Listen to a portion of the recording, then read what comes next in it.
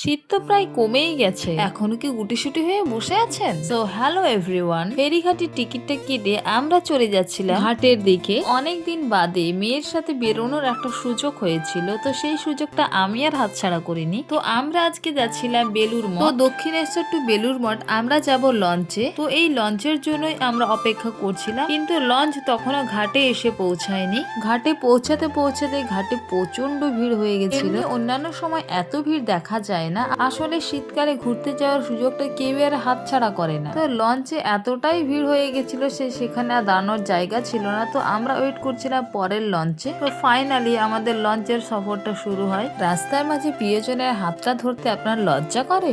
লোকে কি ভাববে তাই? তাহলে এনাদের দেখুন, শক্ত করে হাতটা চেপে এনারা এগোচ্ছেন।